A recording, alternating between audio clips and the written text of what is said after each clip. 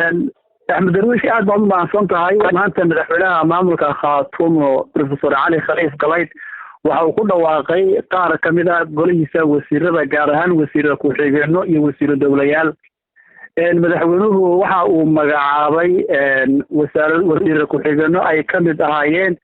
وسير كحجينك دستورك يا فدرالك ومقعابي عبد الرحمن عبدي حاج فارح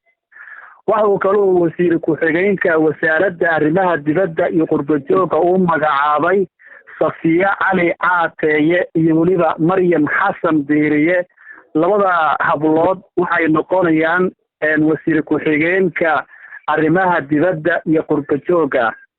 wasaaradda waxa uu kaloo u magacaabay wasiiro dawle oo u magacaabay Rashiid Awil Abdi Hirad oo noqonaya wasiiro dawlaha arrimaha dibadda iyo qurba jooga waxa uu kaloo magacaabay Cabdillaahi Jaamac Diiriye Islaga oo isagana uu magacaabay wasiir ku-xigeenka arrimaha gudaha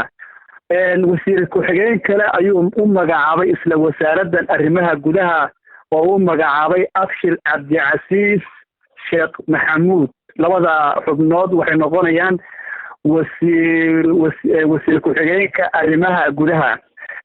sidoo kale waxa uu magacaabay wasiir ku-xigeenka maaliyadda wuxuu isagana u magacaabay laba xubnood oo kala ah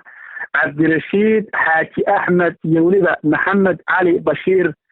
labada xubnood waxay noqonayaan wasiir ku-xigeenka maaliyadda maamulka Khaatumo sidoo kale wasiir ku-xigeenka amniga waxa uu magacaabay laba xubnood oo kala ah Zainab Maxamed Muuse iyo waliba Faysal Maxamed Xasan Falaalug labada xubnood waxay noqonayaan wasiir ku-xigeenka amniga maamulka Khaatumo wasaaradda arrimaha bulshada maamulka Khaatumo waxa uu magacaabay saddex wasiir ku-xigeen oo kala noqonaya حمدي قرن عبد الله عبدي يا فيصل موسى دري يوليبا حليمو محمد كامع فتح حبنود وحلو مقعابي وسير كحيينك أرمها برشدة وحا ينال مقعابي محمد أبو بكر توسي يا عبد الرزاق سعيد أو إسماعيل لبدا حبنود وحلو مقعابي وسير كحيينك خيراتك يبيها waxa iyana la magacaabay wasiir ku-xigeenka wasaaradda xoolaha iyo deegaanka oo loo magacaabay Yaasiin Muuse Warsame iyo Saciid Maxamed Mire waxa kaloo la magacaabay laba wasiir ku-xigeen oo loo magacaabay wasaaradda warfaafinta oo kala Faarax Maxamed Cashuur iyo waliba Axmed Cabdillaahi Yuusuf oo labada xubnood loo magacaabay isla wasaaradda warfaafinta waxa iyana la magacaabay Cabdiqani Khaliif Faarax oo loo magacaabay wasiir ku-xigeenka madaxtooyada waxa xusid mudan isla maanta in la magacaabay saddex wasiiro dawle oo horay midkood aan u sheegay labada kale waxay noqonayaan Cabdulqaadir Ducaale Faarax oo loo magacaabay wasiir dawlaha arrimaha bulshada waxa kaloo isna la magacaabay Cabdikariim Faarax Dhaaye oo loo magacaabay wasiir dawlaha madaxtooyada sida aad u jeedaan wasiir ku-xigeenada wasaarad walba waxa loo magacaabay laba xubnood marka laga reebo wasaaradda cadaaladda iyo dastuurka oo hal wasiir ku-xigeen loo magacaabay wasiir ku-xigeenka kalena uu wali bannaan yahay waxa isna la magacaabay taliyaha guud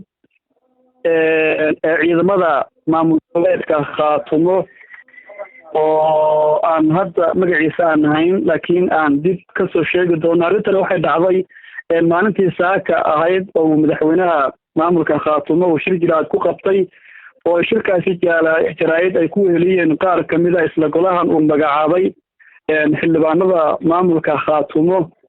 waxa isna xusid mudan isla maanta in la buuxiyay booskii uu baneeyay wasaaradda warfaafinta iyo isgaarsiinta Axmed Maxamed Xasan oo horay xubin uga ahaa xildhibaanada maanta ayaa xubintaasi la buuxiyay xafladii maanta ka dhacday waxaa looga hadlay waxyaabo fara badan oo xitaa ay ka mid tahay 15 Oktoobar oo ah maalintii magaalada Laascaanood la qabsaday Axmed.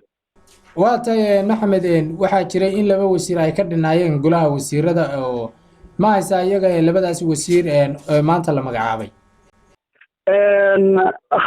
labada wasaaradood ee dhibnaa oo kala ah